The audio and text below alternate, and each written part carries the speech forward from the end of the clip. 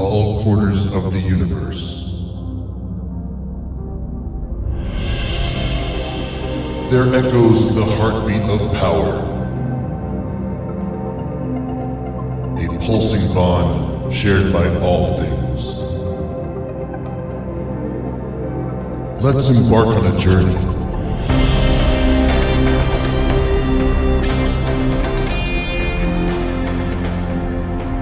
And discover the stories entwined with strength. Hello, my friends out there in this universe of power. Welcome to Titan Talk. It's great to be back here on the air for episode 2 of season 3. And I am very fortunate to have Mr. Brandon Farias here in the studio with me today. Brandon, welcome, brother. Thank you, man. I'm excited. I think it's been over a year, for sure over a year, maybe like a year and a half since.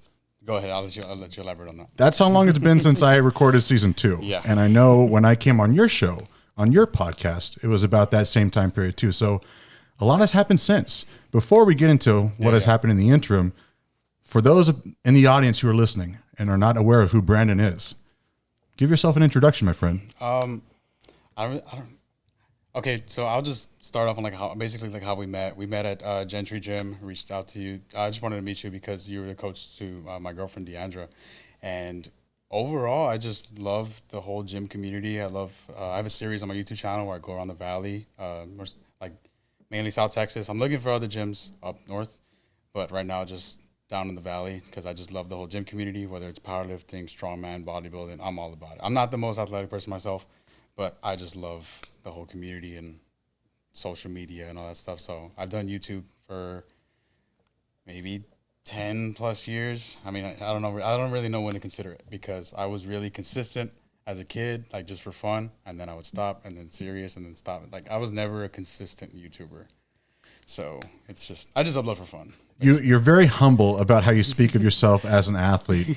But you know, one of the things that I value most as individuals that I come across, not just in the realm of strength, but period in life, is someone who has heart. And for you to recollect your own path, knowing you've been walking it for over 10 years, and let alone feeling the power of community in some of the places that we've met and frequented together, that is a very strong sign of a powerful heart. And that's why you're here in studio today. So with the year and a half that has been since I was on your show, what has happened for you? What has happened in your life of gym going, content creation, athleticism? So I think you were if I'm not mistaken, episode 12 around there. I started a podcast where I would upload weekly, but I was grabbing people from different realms. I just love talking to people. I'm like yourself. I'm a people person. So I had people from local artists to athletes to business owners to anything you could think of, just because I love the sense of not being stuck in like a certain realm of knowing people. Like imagine I just love powerlifting and I only know powerlifters. That would miss out on the world of strongman, of bodybuilding, and then other owners of businesses that say like make supplements. That's a whole different realm within itself, and it would just branch out. And what I love about the show is that I would film a podcast, and every single guest, it never failed. They said you should get, and then they would name 3 people in their realm. So it was just a big continuous like branch. And when I met Deandra, she had told me about you, and I had seen your stuff for like a while, but I never reached out or talked to you. And then I saw you at the gym, and I told you about the podcast I was starting. You were really welcoming, so I was really thankful for that. And I've been off and on with that whole podcast, social media thing. As right now, when is this going up? This will go up within the next day or so. No, I like to chuck them out pretty quick. Okay. So we are right now August 1st. Yeah, I was going to say, today's August 1st, and I've been in like a slump for like the longest time. I was really consistent with content. I was meeting a bunch of great people, welcoming people, but 2 sides to every coin. I met a lot of negative people as well. So I was in a huge slump, just discouraged. I was considering even stopping content overall. Like it just didn't feel fun because of how drained I felt from like negativity and just, I guess, hanging around the wrong crowd and stuff. Nothing bad. I mean, it did obviously affect me, but I was considering just giving up. And then my good friend, Tyler, he opened Paradise Gym. He actually got me to come back he's like, dude, you got to keep going and keep going and keep going. So that's when he granted me a free membership for a while at Paradise Gym. Just, hey, dude, if you want to film, just tag the gym. help me out. I was like, oh, dude, that's my sign. Like, I got to keep going.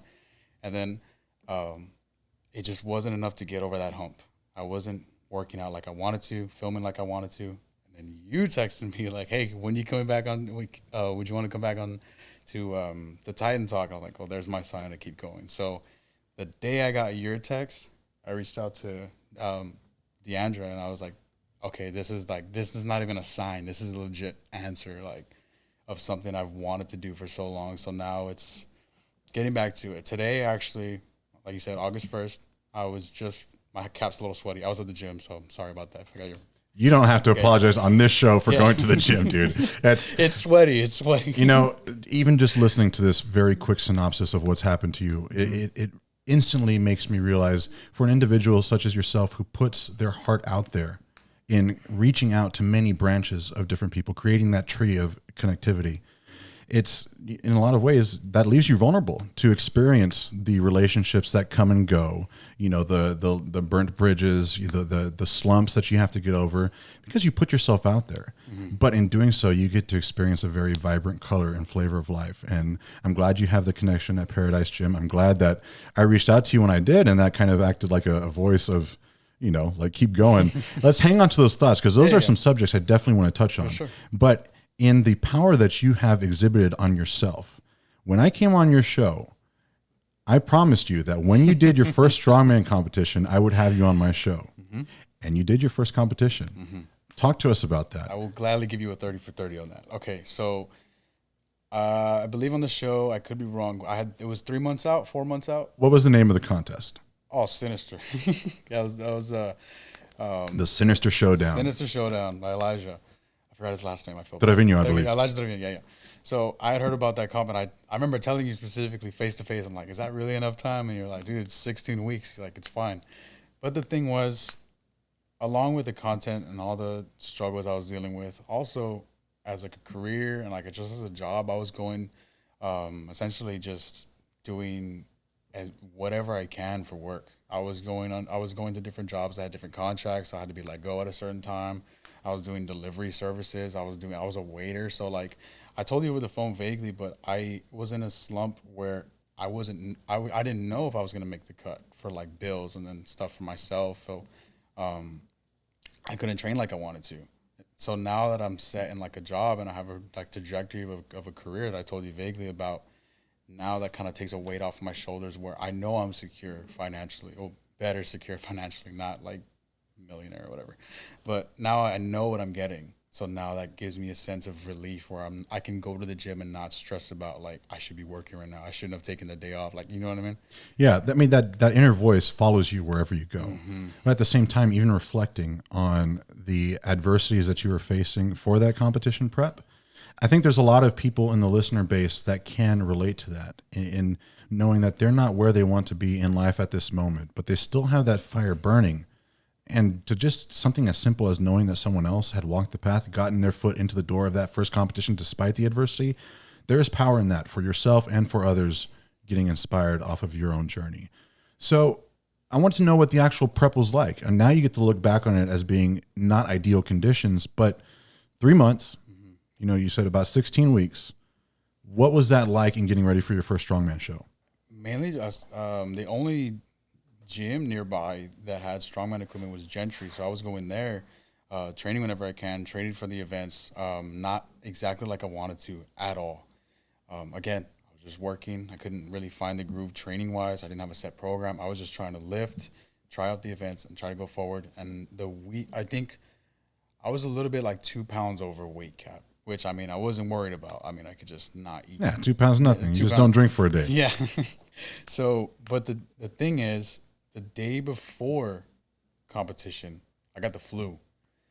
So the day before competition was weigh-ins, and I was just drained standing on that scale. I don't know what it was, like it was a stomach flu or what it was, but I remember standing on the scale with my eyes closed. I was like, I hope this works, or like, I hope I at least make the cut. And I was like, maybe half a pound under. And then the morning of the comp, I was 4 pounds under.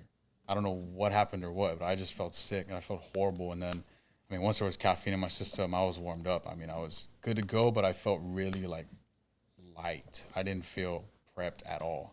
I think I still placed third, Deandra. She's not hearing me. And Deandra is here in the studio, just off in the center, off on the edges. I think I got third or fourth, one of those. I'm not too striking sure. range at the top, and that's a powerful thing. Yeah, it was just like it was more of a mental toll because regardless of how I felt, I was in my mind, I was already there. I have to show out, do what I can, and regardless of if I trained right, if I ate right, if I slept right, if I was energized right, I gotta show up. I'm already there. Like in my head, I already paid the fee. The time already passed. I'm already suited up. I'm already caffeinated out. So might as well just do what I can. And luckily that competition itself had a really like supportive cast. And that's what I came to love about Strongman is like, contrary to powerlifting, you get a sense of community. There's powerlifters that relate to each other and all that good stuff. But with Strongman, I noticed that everybody's like supportive of each other. At least with that competition, from what I saw, everyone was cheering you on, regardless of. I mean, if you barely knew the person, if that's your brother right next to you, everybody was just really welcoming, and that's what I loved about the Strongman community. Like Matt Barba and the Barbarians and that whole crew, they were just open arms. I had filmed a video with them. A while back too. I filmed a video with Matt. I met him at Gentry as well, a deadlift competition back in 2022, and then that other strongman competition that was there where I met Deandra as well. And I think I had seen you for the first time. I didn't. Yeah. I don't think I had talked to you. I think I just seen you when you were clean shaved with a mustache. I remember. Yeah, that was the Valley Strongest. Yeah, that one. Competition day for strongman is a very beautiful thing. Mm-hmm. When I hear all too often, and I experienced myself, strongman seems like a diamond in the rough because there's very few other sports, if any at all, where you have some people that could be deemed your toughest rivals cheering you on more loud, or just as loud as your number one fan. Mm-hmm. And the essence of that is we are all there to see who's the strongest and to just have a good time and trying to prove it to each other, you know? So give me a little bit more on the competition day itself and some very unique experiences that you had for it being your first time as a competitor, because you had been to strongman shows as a spectator. Mm-hmm. This was the first time as a competitor. And I'm thinking on going from watching other athletes going to putting your body to the medal. It's go time. Mm-hmm. Let's talk about that. Well, I was a novice and I was on the lightweight, and since I signed up pretty late, I was the first person at every event. So you can imagine. You're never going to forget that. Yeah, no. In my eyes, this competition as a whole, I didn't train right. I didn't eat right. I didn't feel right. I was first to go. I was nervous. To my competition, obviously, it's my only one. But this is, I feel like, the worst it can get. In every circumstance was going wrong. So that's where that sort of pushed me. I want to do another one for sure. I haven't, I don't know when or how. I talked to you vaguely about it, but I want to do another one.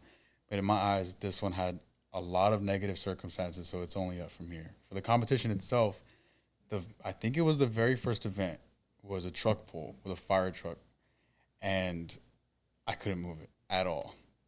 But this is where it gets funny. I tried so hard. Everybody was cheering. Everybody was yelling. They're amping me up, right? I'm trying to pull it. It's hooked up to, I think it was an F250. I'm trying to pull a fire truck behind me.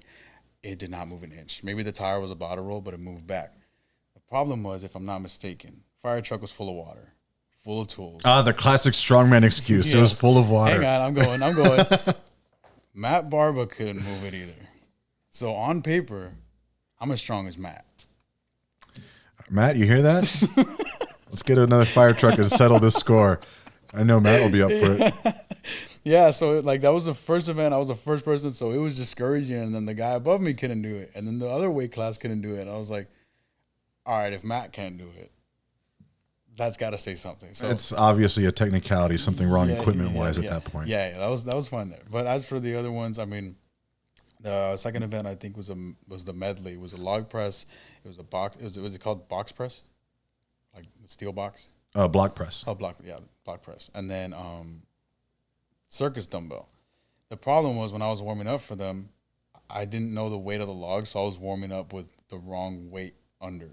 So when I got to it, they were slamming on plates, and I was like, was it not what I thought it was? And they're like, no, it's always been that. We had said it was the other one. I was like, oh, shoot, okay. So then in my head, I was like, all right, it's going to be heavier. Get over that toll.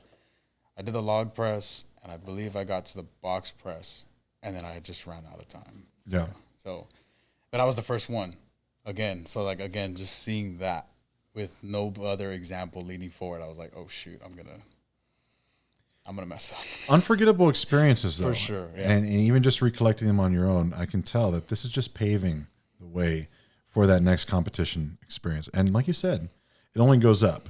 I can imagine that there was some emotionally tough pills to swallow, though, with possibly feeling like you might have underperformed or knowing that you could have done more or done better leading up to it. Mentally, how did you face those voices on contest day?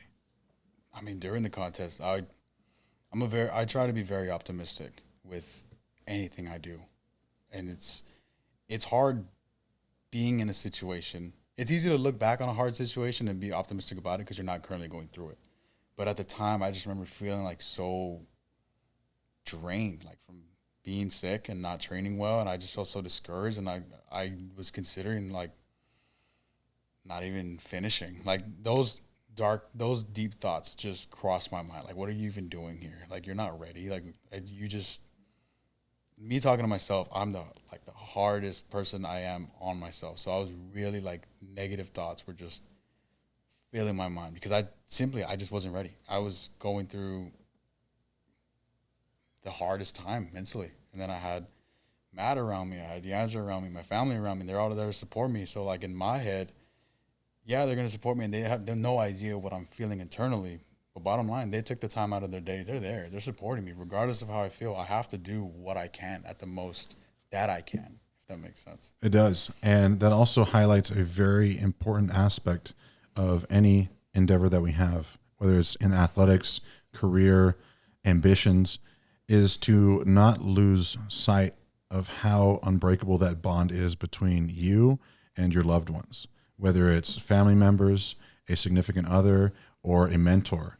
They're the ones that show up. And I bring this up because it gets very easy for people who walk the path of chasing elite sports to get lost in the rigors and rhythms of making the meals, making the gym sessions, making every second of the day count, getting the rest in, that they forget to pay it forward to strengthening those bonds. And when it comes time for you to lean on them most, you start getting that clarity of like, you know what, this is what's really important. So I'm just highlighting it for the sake of how, dire the need is to constantly nourish and pour your heart into those things. You spoke about, Matt, Barba, about Deandra, your girlfriend. I want to know, as you were moving through your prep for contests, or even before, in the time that you were kind of getting your mind around the idea of being a competitor, what were some coaching role models or athlete mentors that you had in your life, or who were they and why were they there in your mind? Mainly, he wasn't able to make it to comp, but my powerlifting coach, Juan Aguilera, based in the UTRGV in Brownsville, he's coached there in powerlifting, and he is one of the humblest / greatest mentors I could ever ask for as an athlete, as a coach, like as a man too. Like I've talked to him one-on-one. You need these serious talks, whether like guy or girl. You need mentors. That's so important. So I was, before, like, all athletics aside, all social media aside, we all have our dark times. And what's really important and overlooked to know is that people, like, you're not alone, And of course, I always, any question like that on any like podcast or if it comes up, I always bring him up because he's gotten me out of a lot. I don't train at his gym as often as I'd like to because of like work now and all that stuff. Back in the day, he would send me programs, and I told him like I want to compete in powerlifting, and this was in 2021, and I think I was sub 210 pounds, and I told him I want to compete. He's like, well, yeah, it's gonna take time and gotta get to. I'm like, yeah, but I'm willing to work for it, and I wanted to compete at the 165 range. So that's like a 45-pound cut, which seemed insane, but me and him got to work. I didn't perform like I'd wanted to at that powerlifting meet back in December of 2022. But bottom line, like I was fully focused on that. It happened to land after the week of Thanksgiving. The day of Thanksgiving, the morning after Thanksgiving, I was 175. The day of What comp, a I was sad time to have to 164. cut. I know. I was like, no, I was 179. Exactly 5 days later, I hit 162. Wow. I went for 4 days, just fasted because I had to. I love Thanksgiving. It's my favorite holiday. I know this is going to be a personal question, Yeah, go so for it. please answer it however you feel comfortable.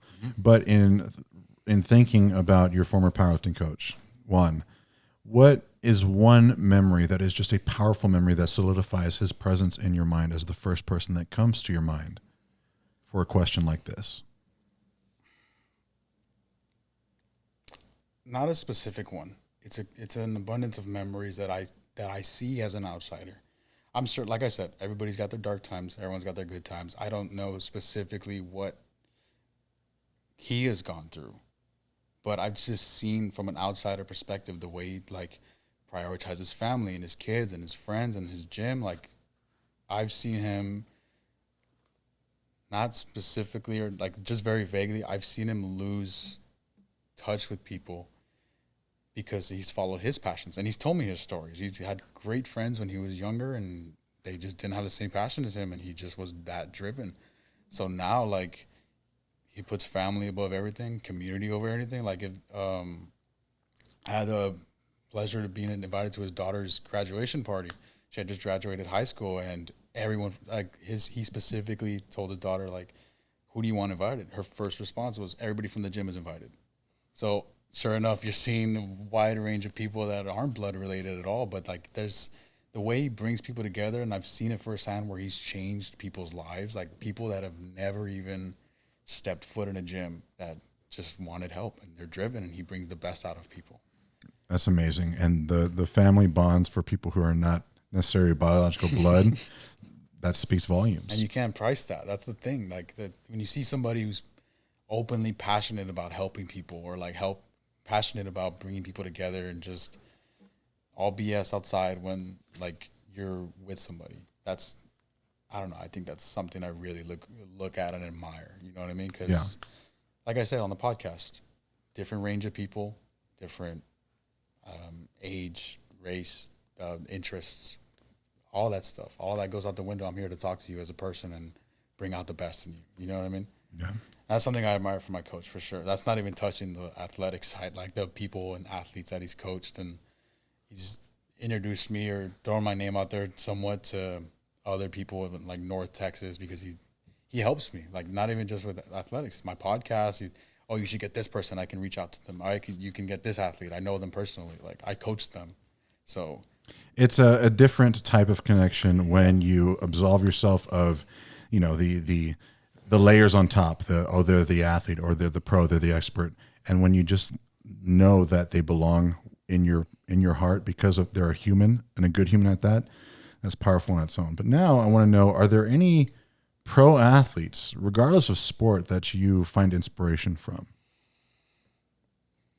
I mean, for sure. I mean, it's pretty, I guess, stereotypical to say, or cliche to say this, but That's I mean, fine. Let it out. I'm sure Arnold, because of the circumstances he was in, you know, coming from Austria during, was it the Cold War or World War II? No. Cold War. Cold War, right? Like, country was in depression, couldn't make it to America, you couldn't be in movies, like everything they said he couldn't do, he did. And like, for sure, I think the end game of, I guess, the biggest chapter you could think of for myself, content-wise, would be like a podcast with Arnold, just to talk with him, not to acknowledge any accolades, just to talk with him, because all those circumstances he overcame, that's something, again, you can't put a price on. That's just work at that point. You know what I mean? To work your butt off, becoming not just a bodybuilder, like arguably the greatest bodybuilder, and then to be told your last name doesn't sound good for movies and posters, to make some of the most iconic movies. And I don't care, I'm going to debate anybody on this, the greatest sequel of all time in Terminator 2. It's so much. It's not cliche, because the proof is in the pudding. You know, you have someone who started off as a bodybuilder, and people can view that from the outside looking in as this person is doomed to be stigmatized as the bodybuilder for the rest of their life. But again, what did he go on to do? To be an actor, to be an activist, to be a governor, to have a lasting impact on this earth that extends far beyond himself. That's real. and that's profound. So I can totally understand. Yeah. And if anything were to happen to him, God forbid, if anything happens to him, there's not just athletes that are going to be like worried. You have people that, oh, I used to watch him as a kid in his movies. Or, oh, my parents are from California. That was our governor. You know what I mean? Like, there's just, what I love about it is just there's so much of a branch that he's involved with.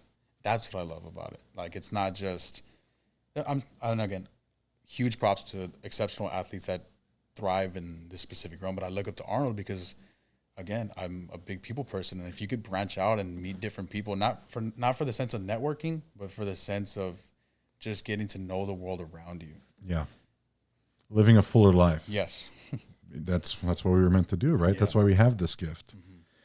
I know you spoke on some of the things that makes Strongman a diamond in the rough. You know, the camaraderie, the just the good feelings from people who are your rivals in all other aspects. What are some unique qualities of Strongman that will have you come back, that will have you do that next competition? again, just community. Yeah, And it was powerful enough, right? Yeah, community, and it was fun enough, and then you get your sense of. I mean, like every other sport / thing, you have your negatives, your negative Nancy's, if you want to say that, and then you have your positive people that just, like me.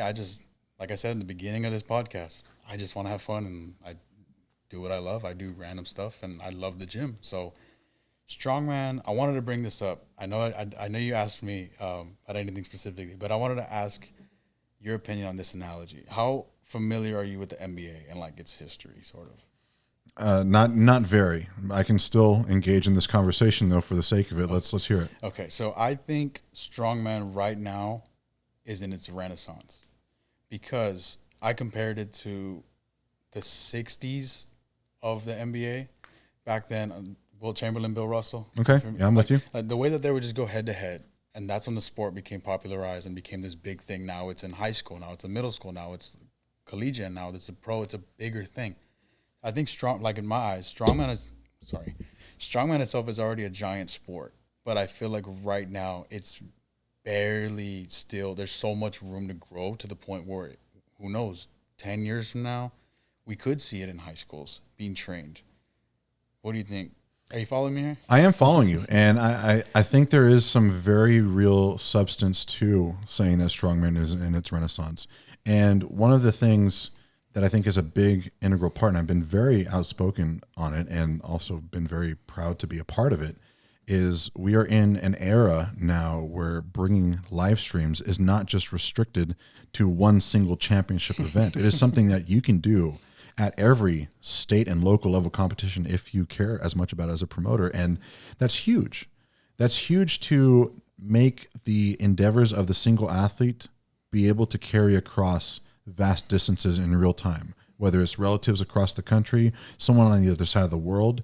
You're taking these low-level shows that had very little exposure, and you're giving that exposure. And furthermore, you're putting the pressure on entities like World's Strongest Man who have neglected time and time again to make the damn thing live. So, you have that, and then you have athletes who, again, we're in the realm of social media now, where if you think of Strongman in its origin years in the 60s, you had to know someone who knew someone who had a place to train at in the backwoods of nowhere.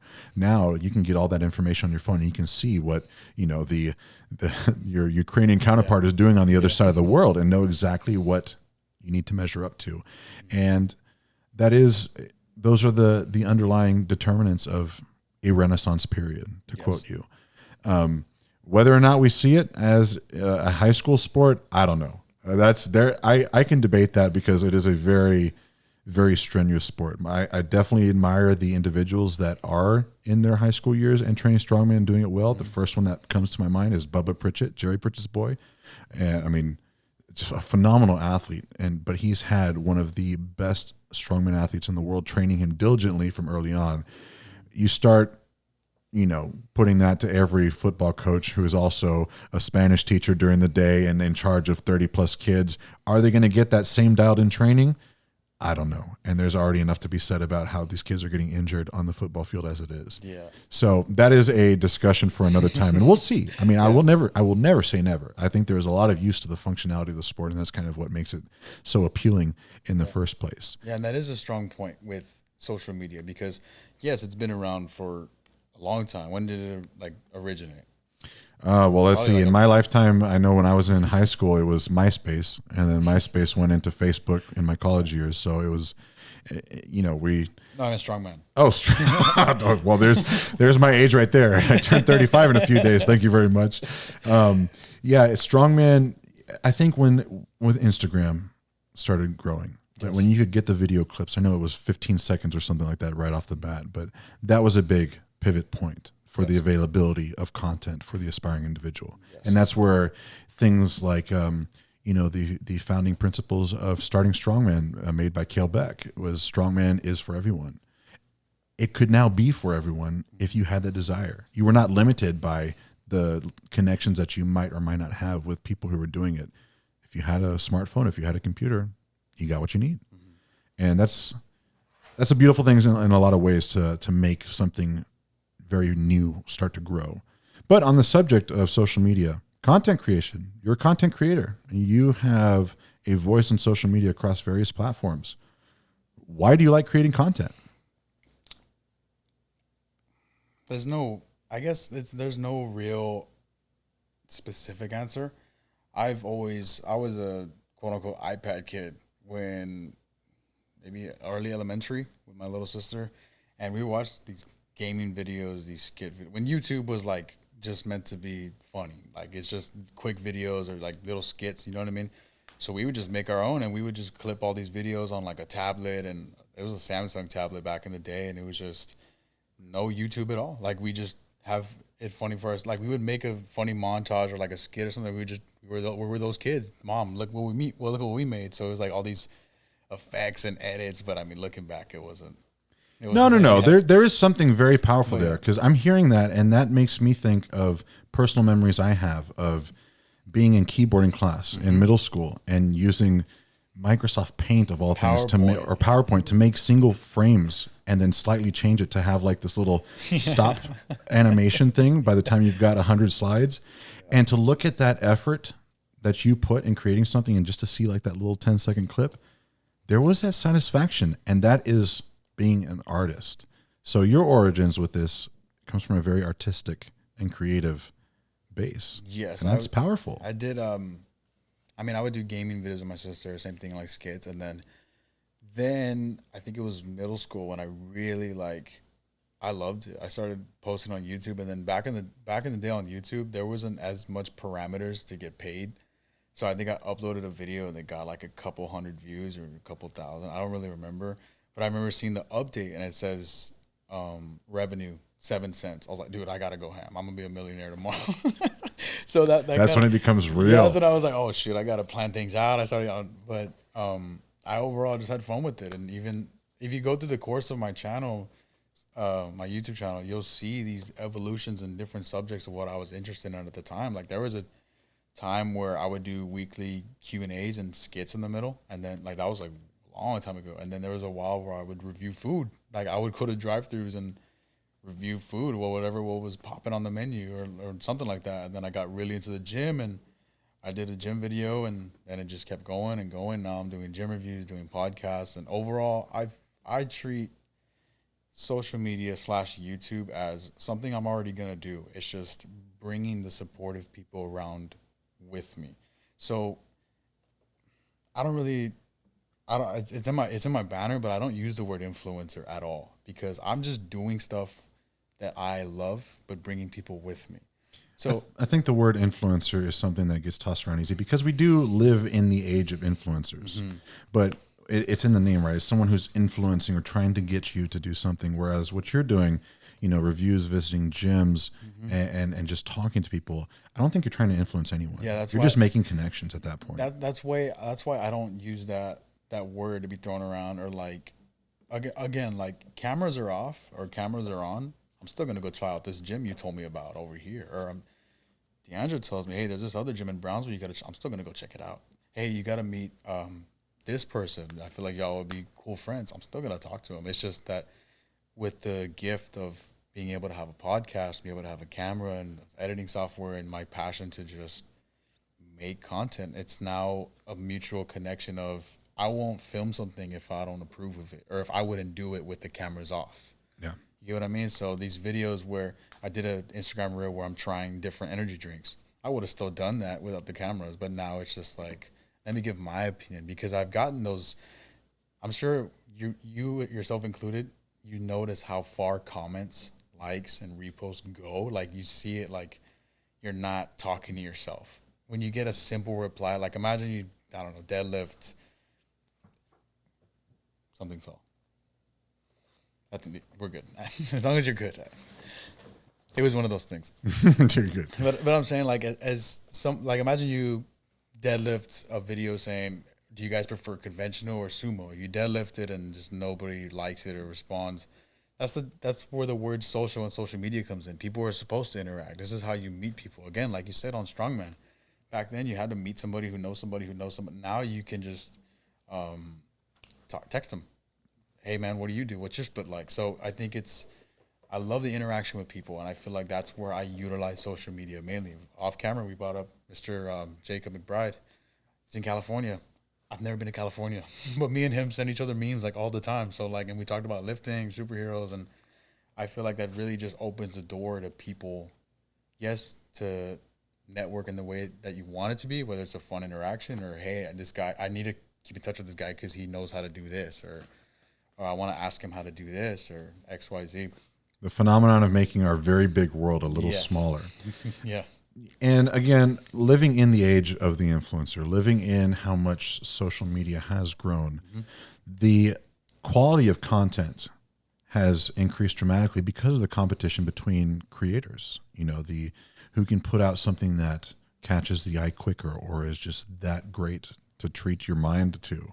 You know, what are some challenges that you personally have faced with trying to get more content and make it viewable out there? Mainly just being, I'm really, like I told you earlier, I'm really pessimistic and hard on myself. So it's so hard. I find it hard to edit videos or reels or whatever about me. Once I hear my voice or see myself, I'm like, oh, I don't want to do that video anymore. So then I'm kind of coming over that barrier of like, it doesn't matter. You feel like you get stuck on the export button, like you just got to keep going back and changing up the. Yeah. So I think that's the main thing I would say is the hard part. I think like I said, the easy part is I'm just doing me and bringing people along with me. Like there's a video a couple years ago when I wanted to go to welding school, and I was just talking to the camera like I want to be a welder. And then when I started the gym videos, like guys, I just want to review some gyms and leave some in the comments. And boom, I got comments and comments. I'm still looking at gyms. I was filming. That's what I was filming earlier. I was at a gym in this area. So I think that's the hard part. I'm really just hard on myself, pessimistic. Well, to take it one step further, acknowledging it is one thing. How do you fix that?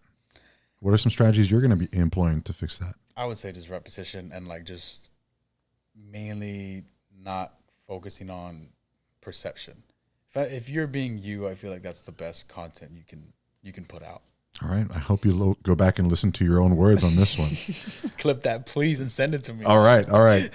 And the last thing on content creation, what are some very unique rewards or things that you have felt that have just really affirmed what you're doing and keep you coming back for doing more? Oh, strangers complimenting me. People I've never spoken to. There's a lot of people that have commented, that have DM'd me, that have reposted, and it freaks me out. I'm like, who the hell is this person? But then I'm like, this is a supporter, and then like everybody that reposts comments, I try to reply to all comments. I try to answer all DMs. If somebody will repost me, say like on their story because they found the video funny or they want to get the word out there, I personally text them and I'm like, hey, thanks for the support. Like it means a lot. So when I go to these gym videos, say I go to a gym in Far. I'm not from Far. I only have like an uncle who lives in the Far area. And then when I go to that gym, make a video about it, the people at that gym will repost it. I'm thinking like these are just random people that found the time and like the energy to support me. So I feel like you can't you can't price that. So that really like keeps me going. Like, oh, dude, like people enjoy this. You know what I mean?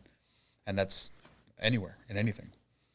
It's a profound impact, man. And you have to think that you have to thank the distances being brought closer together through social media as a big role to feel that. Yeah, I was at HEB last week, and I'm paying. It's a short story, I promise. I was paying already, and the guy, like the worker, had his arms crossed, and he was just looking at me like I thought the guy didn't like me or he had a problem or something. He was just like just ugly look, and I'm thinking, I'm looking to my right. I'm like, is this guy looking at me or like what? And then he's just like, hey man, I was like, what's up, bro? And he was just like, you did that podcast, right? The one at Top Gym? And I was like, yeah. And he's like, bro, I thought that was you, but I didn't want to be wrong. And I was like, okay. Oh, it's the Valley Stare, bro. Yeah. Sometimes the Valley Stare, you don't know how to read it at first. Yeah, and it was. I forgot. Like I'd filmed that podcast months ago.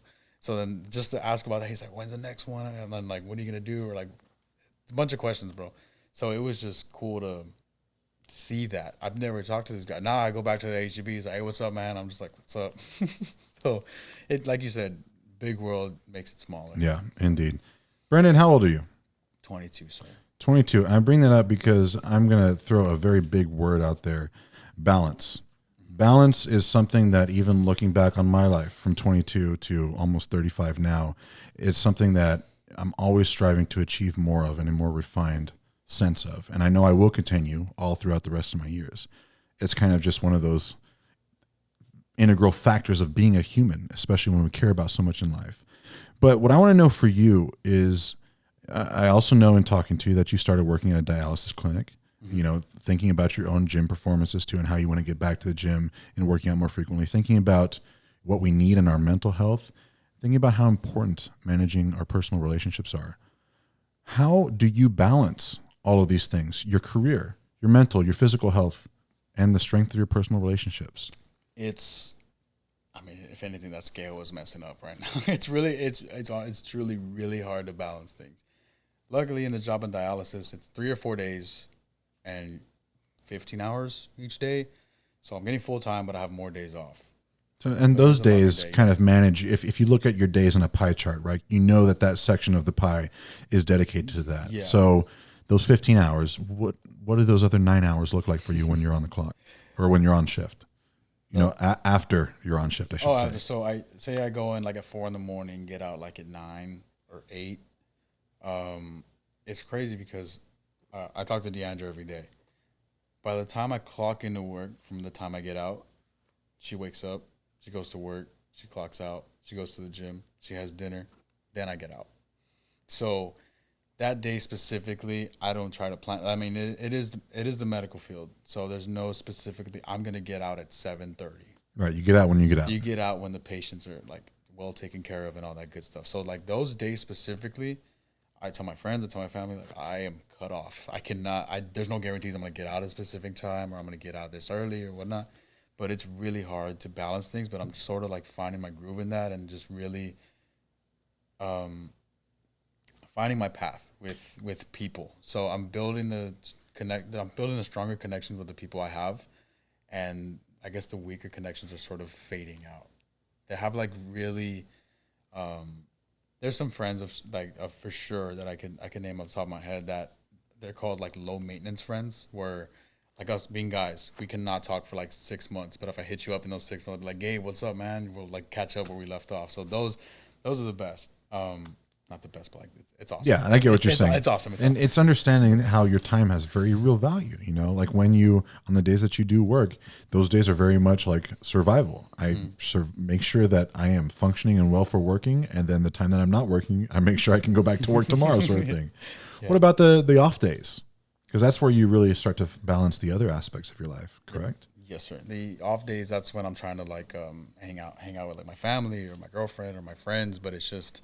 It feels like it's such a short time where it's really hard to like, where's the best, or where should I prioritize, if that makes sense? Like, whether it's spending time with my family or spending time with my girlfriend, hitting the gym, creating content, like there's just a lot to just juggle, but all of that, like I wouldn't trade for the world because everything I'm into, I genuinely love. Like I'm not forcing myself to do content because I see like a career in it. I've done YouTube since I was a kid. I have not seen that big of a revenue from it. So that kind of like, it's just my passion, and the gym too. I'm not looking to be a pro athlete that could change in years or decades, but I'm not looking for that. It's just something that I'm really interested in. And my girlfriend and my friends and my family have all been supportive on the things I'm into, and I couldn't ask for more. On the subject of people who come and go in this life, you know, in learning how much value your time has now, especially because you have worked hard in getting to a point where you feel more security in your day-to-day life.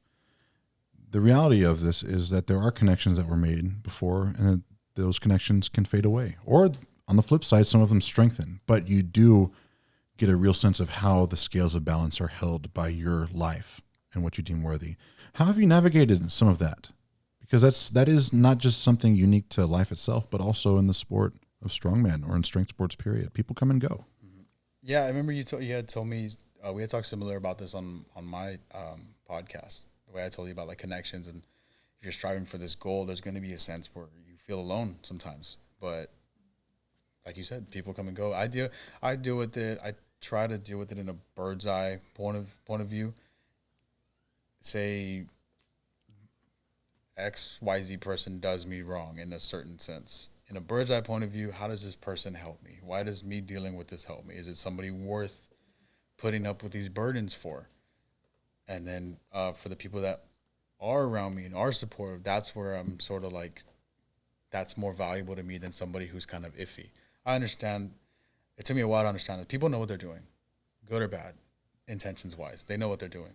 And cutting off the people that do you wrong, I mean, that's all you can do, because like you said, life's too short. Your time is precious. And if you're not living the best life, most fulfilled, the most happiest life, I mean, my suggestion to anybody watching or to yourself would be to change that, you know, because what if you invited me onto this podcast and I'm just yapping about something else, or you told me we start at 6 and we start talking off camera and it's 7:30, like you're giving me the opportunity to have a voice, to talk to you in person, and I'm beyond thankful for that. So that's where I just try to keep content with myself, where my intentions are pure with anybody. I don't want to force a relationship with this friend or this friend or this friend. You know what I mean? So I just try to strengthen the people that I have that I know that are real with me. And then the ones that are not, I mean, everyone's doing their own thing as far as I'm concerned. It's keeping the ones close who add something to your life at the end of the day. And then even then, if there are those that come into your life for a short while and you realize that their presence is a negative, you still gain clarity and experience from that. So, I mean, in even omitting them from your life, that is still perspective gained. And I think that kind of ties into the bird's eye perspective a little bit, is having a holistic view of your life from a big scope, and knowing that every connection was made for a reason. Whether or not it lasts, that doesn't make that reason any less special or not. Oh man, something just popped into my mind. It's going to be real cheesy here. You know the show. You know what Bluey is? Oh yeah. Yeah, okay. Big Bluey fan, because I have nieces. Yeah, well, I have a 3-year-old. I think it's hilarious that I'm about to quote Bluey here, but there was an episode where the main character Bluey has a friend that comes and goes from her life in a very short amount of time. She's talking to her mom. She's like, "Mom, why do I feel so sad that Jean-Luc came and went?" And Bluey's mom tells her, "Now, Bluey, just because people come into our lives for a short period of time and then leave, it doesn't make that any less special."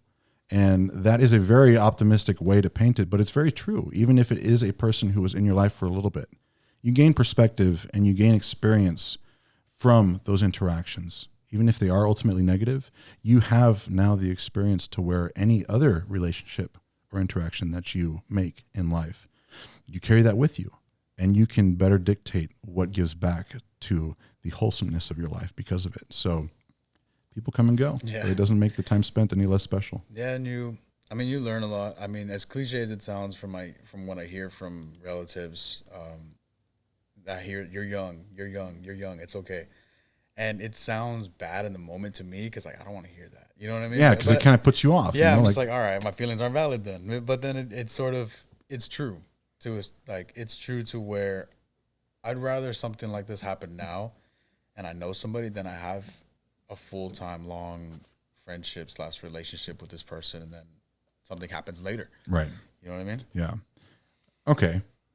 Now on our home base, the RGV, the Rio Grande Valley of South Texas, the growing gym space here in the RGV is pretty cool to witness. Oh yeah, there's like, I don't know if there's more gyms or car washes at this point. They're popping off. They're popping off. And I mean, for a demographic and a region here where fitness and health and obesity in the past has been a very prevalent phenomenon, it's nice to see the region take activity and fitness in such high regards, and to have business owners put their faith in their own enterprise. Mm-hmm.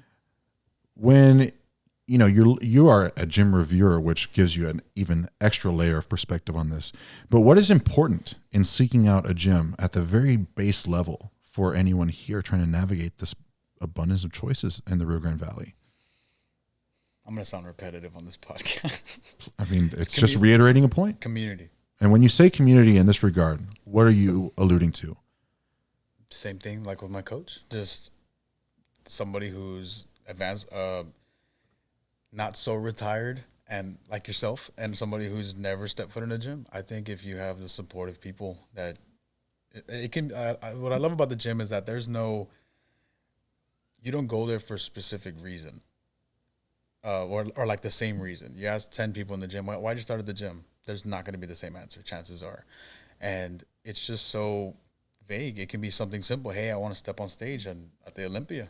Hey, I want to compete in the World's Strongest Man. Hey, I want to impress girls at the beach one day. The thing is, like, when you get people in the gym and people are really like pushing each other and have that strong sense of community, it could be any gym, any format. I mean, any gym variation that I've seen, something like the cold AC cardio machines or the outside warehouse gym. And as long as you have supportive people that are there to support you, it's kind of repetitive. But I feel like that's the number one thing in any gym. How quickly do you notice that when you walk into a gym? That's a good question. What are some some green flags, if you will? Green flags. I would say how people respond to presence of people walking in the gym. From what I've experienced, this was a couple years ago when I started going to a commercial gym, TrueFit, back over there in Harlingen, where everyone is it's a commercial gym, and I try to stay away from those. I mean, they do get the job done, yes, but at the same time, people are just really in their own sense of like a little bubble where I can pass out in the middle of the gym and nobody's gonna think twice. But at another gym where it's like, say, a smaller gym, a couple of gyms that I reviewed, more specific, like the River Rat gym over there in Far, or even my coach's gym. I mean, they know everybody, not necessarily to be nosy with them, but they know everybody, what their interests are, what they're into, more about their life. And I think it's just, you feel a presence of welcoming, and I feel like that has a lot to do with who's in that gym, who runs the gym. And say,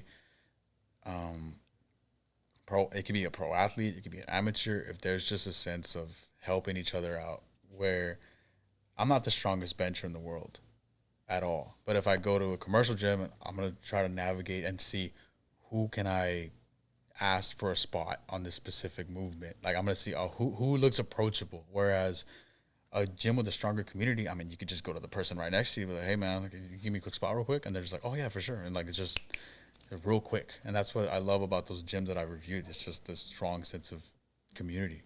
I think one of the telltale signs that I can remember is when you go to a new gym and the individual conveys their goals, to have their goals taken and understood, yes, right there at face value, and for the gym owners or the people who work there to instantly support those goals and not turn them away or downplay them, that is a big, yes, instant telltale sign. I can remember, one of the earliest people that I worked with in Strongman, he was an individual who was very quick to tell people they couldn't do something or to tell people they wouldn't. And that always stuck with me, and that ultimately led to my parting of ways with that person.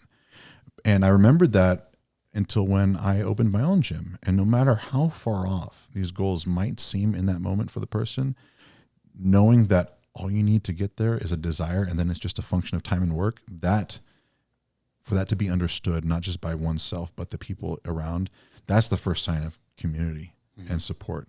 And then also to see people actively talking with each other and smiling and sharing bits of themselves, whether it's personal or not, but you can see it and you can feel it. I mean, the atmosphere can either feel very heavy and standoffish, or it can feel warm and welcoming. It's either or. That's the thing. There's no like in between or something like that. Yes. And it was a weird realm for me personally to navigate after I closed my gym down to figure out where I felt like was home. But I mean, for me, when I started being active in the community again with contests or MC work, going out to Gentry Gym for the first time over in Harlingen for events, and then feeling that community come together for the events right there, that was all I needed to know that I was somewhere special. And that's where, I mean, there's great gyms in the Valley, and I've seen them, I've been there, but for me, that's my home. But what about for you? You know, where's home gym for you right now? Answer that however you want. I don't want you to step on anyone's toes. No, not at all. No, not at all. The thing is that like I don't have a specific home.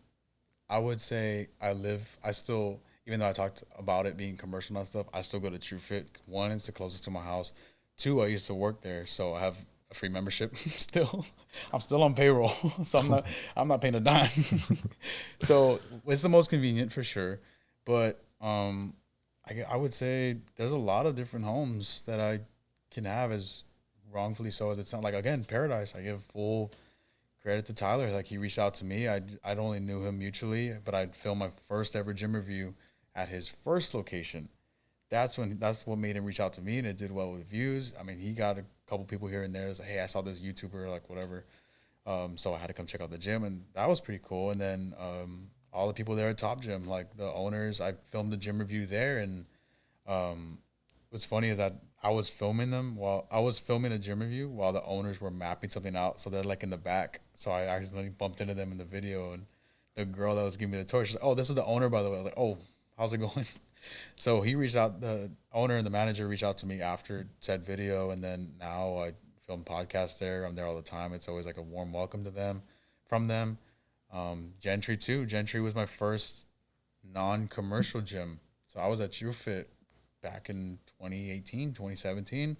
And then my good buddy Nata was like, "Dude, you gotta go to Gentry. It's off the expressway. It's not far. It's still in Harlingen. I don't know, whatever." I went to the first location. Right off the bat, I felt a warm welcome. You know, it's as cliche again as it is, a little warm welcome in the front desk. You know, "Hey, how's it going? What do you got today, boss?" Or like, what are you hitting today? Like stuff like that. I feel like is more inviting. In my mind, I can just see Ricky's smiling face as he tells you. Yeah, Ricky's, "Hey, Rick, how's it going? Like, what do you got today? I'll have a good workout." Little things like that. It doesn't feel. It feels more welcoming, more human, because you know. Somebody who's never been to the gym, I'm sure they're intimidated. I'm sure they're, because I've seen it. I've known people that have never gone to a gym, and I've tried to take them with me, and they're like, "Oh, I feel insecure. I think people are looking." But to have the warm sense of somebody at the front desk, somebody on the next bench next to you, that little interaction, I feel like that goes a long way, you know? Absolutely does. The power of community is undeniable. It's something that we've spoken about multiple times in this podcast already. Yeah. In recognizing that the community is a collective entity of people and knowing your role in that. What are some ways that you like to give back to the community, or that you aspire to give back to the community? I mean, same thing. Being welcome with everybody. Back in the beginning of this podcast, the way it branched with random people, this is the way I love to do it at the gym. You know, like I think the gym is a beautiful thing because it's a sense where everyone is there working on themselves. I mean, some people go to socialize, and you have it in the real world. You have that going on, but everybody's working on themselves, and that's what I love. Everybody's just working towards a better version of themselves. And again, the guy at the front door that says, "Have a good workout." If you're like that with other people, there's no ego. There's no entitlement. Again, we live in an era where social media is a big thing. You go to a gym right now, chances are there's 10 tripods on the floor. And if you accidentally walk in front of those tripods, you'll either get no, it's okay, you're good, or dude, you're ruining my video. You know what I mean? So even though I review a gym, even though I review gyms, I film at gyms like all the time. I have no sense of entitlement. I'm still a gym goer. It's not. It's a public gym for a reason. That's how I try to be as welcome as possible. Any gym I go to and I try to review, I try to just chop it up with one of the people there. Like I was filming at a VPR gym in McAllen. There's a guy lifting there. It was like there was maybe 5 people. I went up to him and he walked in front of my camera. He's like, "Dude, I'm so sorry." And I'm like, "No, no, no, it's good." I was like, how long you been coming here?" And he's like, "Oh, like a couple months." And then that's where I built like that. I was like, "Oh, how's the community like? Is it packed? Is it full? Is it everybody to themselves?" And we just talked maybe 3 minutes, and then I actually interviewed him for a video. So that's gonna come out. I have no idea when. I'm really slow with editing. So I get it. I get it. That's the least fun part about this stuff. yeah. Lastly, on this aspect, are there any words or thoughts of caution that you would give gym owners or people who help run or work a gym in making sure that they stay welcoming? Like what can this doom them to if they are not nourishing the communal aspects? Because I know in just this conversation that you and I have both been to places that are not great environments for that we do know the negative side of this topic. Are there any thoughts that you have or words of caution to individuals stuck in that slump? I would think keep an open mind. You know, we have a very big umbrella at different gyms, and just overall, again, just stay welcoming, stay open. We didn't touch on it too much, but after the first strongman competition, it was either this is so cool that you tried it, or I even got you're just a wannabe strongman. And how does that like look to somebody who's what does that person get from saying that? Exactly. And this is somebody like I know this. I know of this person through mutuals, and they're competitive as well. And I guess it's just an ego thing. Like, oh, he's trying to do the sport that I'm doing. Let me tear this guy down. Can you imagine if I had no social media, no anything? I just saw a flyer for Sinister, and was like, let me go try it out. I've never tried strongman. Let me hop on a program. Let me do this, and then I compete just to hear you're just a wannabe. For a simple comp that I wasn't trying to now it'd be different if I'm like, oh, this little competition, I'm gonna dominate, and then I end up then I brought it upon myself. Yeah. But I mean, I went in there with the approach. I told you on the podcast, I've never done strongman. I've never competed. I've never stepped in this realm. This is all new to me. So it was either really warm welcoming or really like pessimistic view on like me. And some people don't know what it is to be humble. Some people don't. And I, after, walking this path for nearly 15 years now, I have learned that the bad apples, they don't last. They just don't last. They don't make it to the top. They give it a run for a little bit, but their own negativity is their demise. And that's just, the best we can do for someone is just try to be that welcoming voice and to help them see the error of their ways just by how the right way to act is something that we exhibit on our own. Yeah, and I've seen it with content as well. I've heard negative thoughts. I've heard positive thoughts. And I don't know, with me, even if it's something, if there's an activity that I have no business doing or trying or I've never done before and somebody does it and they're really happy about doing it, I mean, who am I to knock? Yeah. You know what I mean? So the thing at the end of the day, right, is it takes a devotion of time and effort and sacrifice to do it. So if someone's pouring that in, who the hell are you to belittle them for it? Yeah. If you're going to say something bad, then don't say it at all, right? Like something our mothers and fathers taught us very early on. Yeah. Hopefully. Can I ask you a question real quick? Yeah. How are you religiously? I'm not. I was raised Catholic by my parents, but in my own coming of age and adulthood, I just have trouble believing in religion. I hold on to my beliefs in science and in knowing that there's more out there. And I think that we are not capable of fully understanding what there is yet, but we do have the tools and the consciousness in this life to kind of get a more deep understanding. And I say that in a very personal way. I was raised Catholic and Christian. I very much appreciate the morals and the ethics and the values that I learned from my childhood, growing up with parents who were churchgoers and myself who went to church at the time too. But just for me personally now, I'm not religious. Yeah, I only asked that because one verse from the Bible that's always stuck with me is John 8 I think it's chapter 8 verse 7. I know it very vaguely, but I know in like the context of the story, this woman was about to be stoned for adultery, and Jesus immediately said, "He who hasn't sinned, throw the first stone."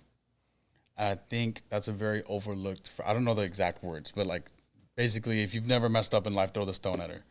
So I think that's really stuck with me, religious or not religious, because like this character in this story that I believe to be true, and then again, it's just personal thing. I only asked you for that so I can know like more. And I can tell you right now, in hearing that message and many of the other messages I remember from the Bible, that's a very powerful message, and I can definitely appreciate that to the core of my existence. Yeah, so that correlates with what I believe in terms of the community thing, you know, like the way I competed at a strongman competition. They're like, "Oh, this guy's just don't want to be." All right, if you're a perfect strongman, you've never lost a comp, you're the greatest of all time, knock me for it then. You know what I mean? Like we all have our struggles. I mean, not everybody, I don't know what you go through. You don't know what I go through. So like to hear that, those negative comments, like I just pretty much,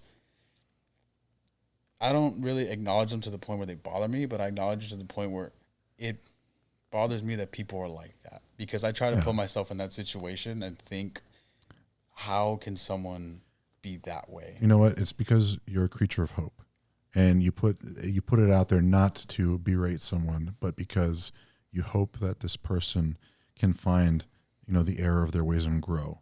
Because if you aren't capable of hoping someone can grow, that's not a very nice existence in the first place as it is.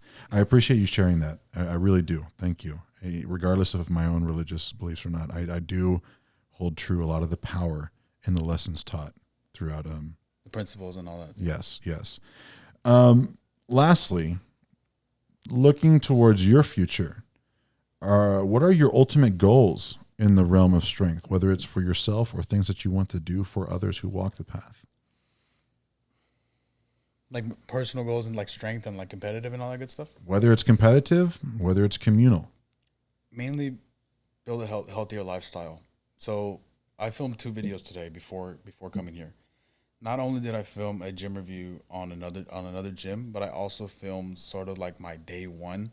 So since working in dialysis, time has been consumed. I haven't been at the gym as frequently as I'd like to. I'm in the middle of Brownsville, and like for lunch, I don't meal prep at all. So I'll freely eat.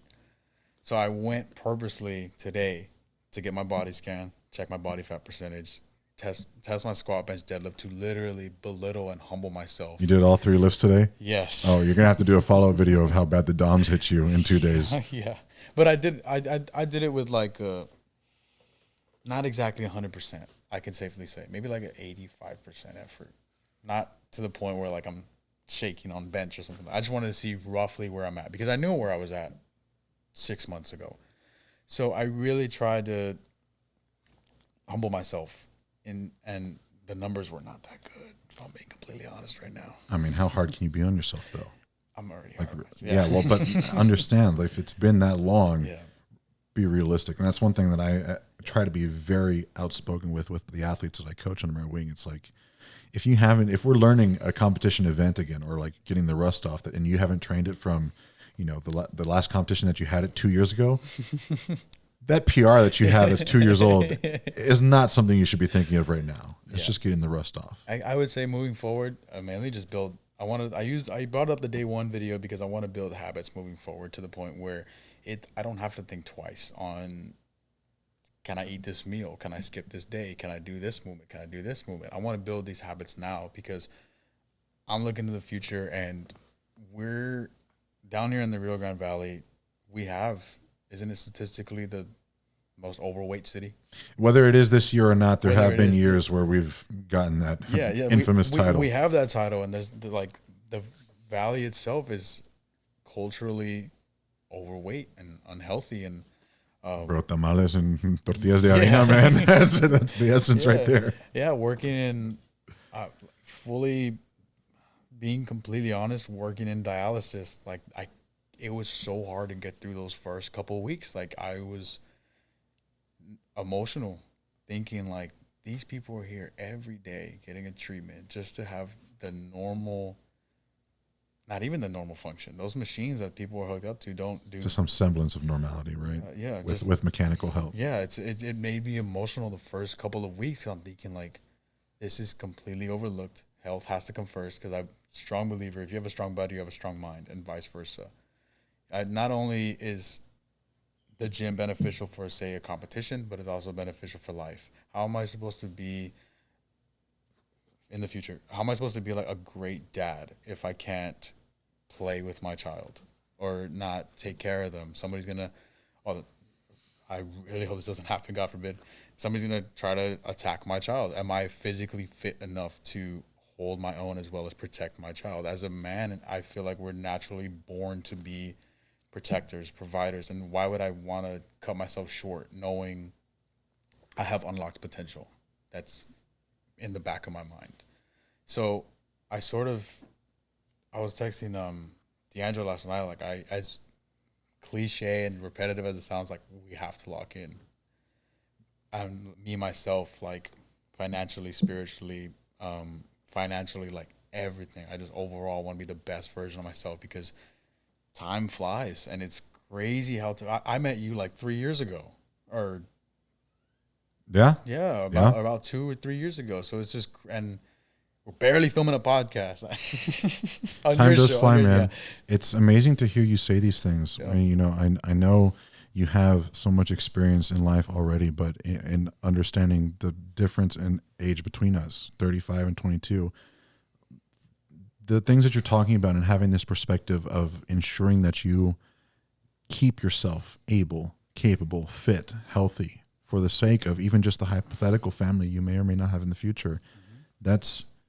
That's something that people go their whole lives not getting a full grip on. And for you to have that right here, right now, that's incredible. And I think it is real perspective, and it's perspective that's usually gained through much later years in life. So hold on to that, because there's plenty of people, especially in the pro strongman world, who have kind of lost track of that, and they're just chasing that one number in the gym, and it doesn't mean that one number means more to them than being able to bend down and tie their shoes. Yeah, to simply put it. And there is, and that's in all aspects. And another mentor, not in the gym like at all, but my old boss. I used to work in a pharmacy. I was a pharmacy technician, and I still keep in touch with the owner. His name's Andrew Zamorategi, and I mean, he hired me. I was one of those kids that was lucky to graduate during COVID, all online, high school online. It was fun. So I got no clinical experience. I got no pharmacy experience, but I graduated with that certificate. He hired me with open arms, trained me there. People there were really welcoming, and even now today, we send each other memes, we text each other, we talk life or anything. I'm pretty sure I can go to him, and he can come to me about anything. He'll randomly just text me or call me, hey, how's it been? How's your family? How are you feeling? So he's another mentor that I looked up to, and he was really strong about the sense of just bettering himself. He said since he was a kid, he just wanted to be overall just the best experience. I mean, be the best version of himself he can. And I know you brought it up on the last Titan Talk, but same situation with him. He was a pharmacist. He was making money, and he was traveling with his wife. As soon as he had a kid, that changed. Now that he has a kid, he's in the best shape of his life. He's mentally just dialed into being a provider, being a protector, and that's something that I really admire, because life's precious, and I don't want to waste it. The reality is, man, someday we won't be able to take a breath anymore. Mm-hmm. And do we make it count up until that point or not? Yeah. That's the question always hanging over us. Yeah. But I love to end with a space out. I'm a big space nerd, and now it's time for you to geek out with me. The RGV is now the gateway to Mars. What does that mean to you, being an RGV boy yourself? I think it is crazy how fast I can overlook it. The fact that a rocket is right there. Not just a rocket, the biggest rocket. The rocket, you know, and there's people that come here internationally just to see it test, to hear the engine. So I feel like I was telling my girlfriend about it, that I feel like we just overlook that a lot. The fact that it's right. I mean, me and myself, I'm from here. I've been here my whole life. This is all I know. I rarely traveled. Like, I've never left Texas. I've rarely gone upstate. So to know only this and just see it as like another thing going on, it's hard for me to put into perspective how big of a deal it is. But every time there's a tweet about it, or like Elon's having his way of talking about it, I'm genuinely interested. But I hate that, like, in my head it's so overlooked because it's so easy to like just go. You know what I mean? And I do think, I mean, that guy's got a crazy mind going on to be able to just make that. You know what I mean? Because it's one thing to go to the moon, which, I mean, conspiracy theories are going to have their way of yes or no, did we not, or whatever. But to travel that far to Mars, I think that's like a giant step. What do you think that'll mean for humanity? To actually put feet on the Martian surface? For humanity, I think it would really change the perspective on how vast the universe is. Solar system alone. Like, mathematically how far it is from the Earth to the moon? You can fit 256,000 miles. You can fit every planet face to face to face to face to face to face to face and reach the moon. Yeah. So imagine Mars. I think it's hard to tell how far they'll go, because I mean 10 years ago this wasn't thought of. 10 years from now, who knows how far we'll go? And then what's next after Mars? Like, outside of the solar system? Because I don't know about that. That's what I'm saying. Well, like, I mean, eventually, away. If I'm being calculated, after Mars is the asteroid belt, where all the metals and the resources. That's where privatization goes. Yeah. But on the last episode of Titan Talk, I talked about a observatory that just opened up in Chile, with the biggest digital camera that's ever been made for deep space imaging, including figuring out if there is a planet 9 lurking out there in our solar system beyond Neptune. And just that alone, you talk about vast distances, just wrapping your mind around the fact that there is strong evidence that there is a planet out there, but we don't have things strong enough just to see in our own backyard, cosmically speaking. Mm-hmm. That's insane. And even just wrapping our mind, like having the biggest and strongest rocket, and still taking many months to get from here to our red planet neighbor. Like, it's crazy. Yeah, and that's because it's one, like you said, it's our neighbor planet, and that's as far as we can see that goes. Imagine tomorrow we found a planet beyond Neptune. We can't even pass Mars. How do? Well, the thing, I mean, we have passed Neptune, but that was a little tiny spacecraft that has been traveling for over 50 years with no one on it, just a camera. Yeah. And that's the distances are insane. But again, this kind of goes back to my own, when you asked me about religion, is we don't have the current ability to understand what life means. But we have the tools to take baby steps over the course of each generation to getting more, to where we can eventually, whether or not we do understand the meaning of life itself, 100 years from now, we'll have a better idea than we did today. Oh, for sure. Because think about, like, I mean, there's different numbers thrown out there how long humanity has existed. Just think alone how far cars have come in the last, not even 100 years, the last 10 years, the last 20 years. Imagine, like, that's such a small percentage of how much we can grow. Can you imagine, like, how far the limit is? Yeah. So I think with space, even though we're struggling to get that far, I mean, the next couple of years are going to be insane. It's weird because in my mind it just came back how I can tie this all back into Strongman. But something that just happened a few days ago, Hafthor Bjornsson broke the deadlift world record in amazing fashion. He's going to do it again. He's looking good for 510, but with that 505 kilo deadlift, he was the deadlift heard around the world. And I think when Eddie Hall broke the 500 kilo barrier, that was something that everyone thought was not possible until he did it. And now you have multiple athletes who are not just knocking on 500's door, but you have Hafthor shattering it and getting ready to do it again. all that needs to happen is for someone to show the world that it can be done. And then once it can be done, that is a very powerful phenomenon that gets multiple people on that same train. And I tie this into that first footstep on Mars, just like the first footstep on the moon. It can be done. So now let's rally an even bigger team and let's push further. And what's next? To the belt, to Jupiter, beyond, whatever it is. But we can't even begin to understand what the promise of that is for humanity because we haven't done it yet. But things to be excited about in the future. Thanks for humoring me on that space out right there. Are there any parting thoughts you have for our audience, Brandon? Going back to the one last thing, going back to the Thor thing. Do you think, where do you think, hang on, how do I word this? Do you think there's an athletic limit to humans? I do think there is. I think there is simply because our physiology, we're made up of bones and muscle and water. Mm-hmm. And there are very real limits. Just like, the dinosaurs had to be so big to support all that mass, there are very real limits, even for a 6'9", 460-pound man like Thor. There are very real structural limits. However, we still have a long way numerically to go to get to those limits. The limit does exist. Mm-hmm. I'm sure someone with a advanced understanding of biomechanics and physics and physiology can crank out the formula to determine it. Mm-hmm. But I think we have a long way to go, and we are still in that proving point. And the only way we can prove it is through arduous and diligent training in the individual's body. And what I will say is, you think about the two greatest deadlifters of all time, Eddie Hall and Hafthor Bjornsson. Very different body frames. Very different. Eddie and I are the same height, 6'2". Thor is 6'9".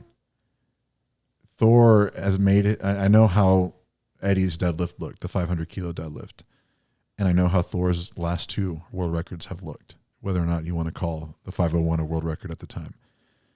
The man is just built to deadlift. He's a giant. He really is a giant, and he is just cracking the surface of what he's capable of right now.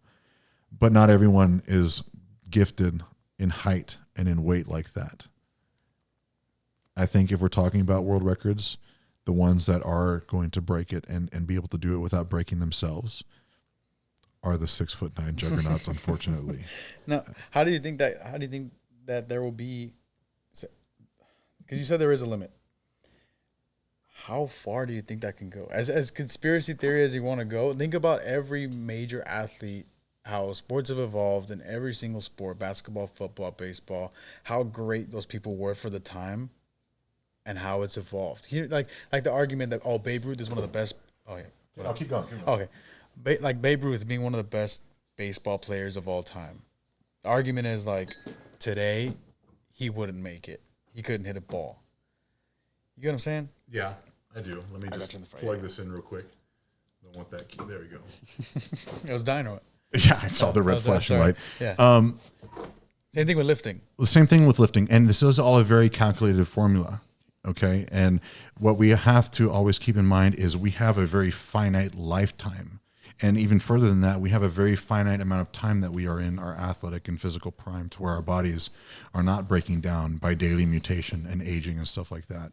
So what is exciting about teasing this hypothetical is we live in the age of artificial intelligence now, where it is really starting to bloom. So we can take the accumulation of every bit of knowledge, not just what's available to us at the computer, but using relatively infinite potential of AI to compose all of that in a way that we can take that knowledge under the guidance of AI and bestow it upon a child, a baby, from the second they are born. Now, this is the ethics. Ethics are totally out of the equation. That's a huge hypothetical. From the second that child is born, if they are destined by their parents or whoever is the person to cast that judgment on them to make them, you will be the one who tests the limits of human potential.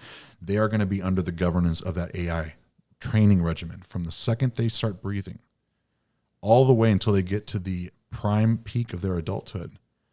And they will have the literal best guided shot at teasing that limit. Yeah, because there is biologically speaking, there is only so much bones and flesh and muscle can hold at the top of a deadlift. So can you imagine if you asked AI, hey, hypothetically speaking, what is the most a human body can hold at a lockout? And it's like, I don't know, 575 kilo from birth. Like you said, ethics out of the window. Like the artificial intelligence aspect of coming into that and being the coach, the AI coach from the second a child is born, that's one thing. But then we can dive into a whole nother realm of bioenhancements. Like, you know, just to put it out there, think of Wolverine. You know, the hypothetical, let's turn the bones of a skeleton into an adamantium metal.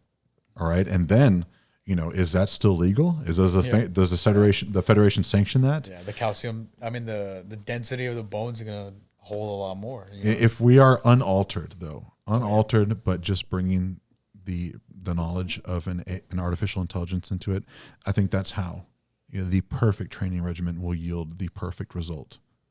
And but there is a very lifetime. There's a very real limit to what a bone, what the femur, what the vertebra can hold.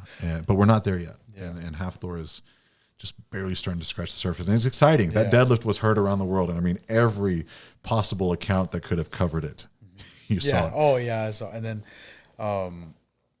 what's crazy, too, is that he's not, quote unquote, in his prime anymore. Quote unquote. That could be debatable. I think there is something to be said about him taking the time off that he did to go into boxing and others to maybe his body was redlining in some ways. And this is a refresher that he needed for these world record attempts. But one thing is for certain, when he does take to the arena at Giants Live in the coming weeks, I think we're going to see 5'10". And he's going to have a freaking monumental payday. Do you think 5'10" is where like the last one? I don't know if that's the last one for him, but that's what he's going to do there. And he would, if he tried to go above that, he doesn't need to at that comp. At that comp, no one else can do 5'10" right now. Be realistic, no one else can. He does 5'10", he gets the payday. If he knows he has more in the tank, great. Save it for another show. The guy's got 4 million followers on Instagram. He's an established movie actor. And he's just a household name at this point for a lot of people, whether you know him as Hafthor, Thor, or the Mountain. I mean, people know him. So I don't think he's in any rush to absolutely break himself along the way when he can keep going. But Brandon, where can our listeners reach you at? Primarily Instagram. I'm very active on Instagram, at Real Brandon Ryan, and then on YouTube, just Brandon Ryan. Those are my main. I mean, I use TikTok a lot, but I'm not active on TikTok. I don't like post. I use it a lot, but I'm not active. That's a contradictory statement. No. Like, I don't upload a lot on there, but Oh, but you doom scroll. Yeah. Oh my God, it's bad. But primarily Instagram for anybody watching. Gotcha. Ladies and gentlemen, you heard it here. That's Brandon Farias. Brandon, thank you so much for coming on. It's been a pleasure. I'm glad I could finally keep my end of the deal and that you got into your first Strongman competition. I'm excited to watch your future continue to unfold. But this has been episode 2 of season 3. I'm glad you have joined us here on Titan Talk. It has been a pleasure to have Mr. Brandon in the studio. Until next time, I bid you adieu. Stay hungry, stay curious, and I'll see you then. Farewell.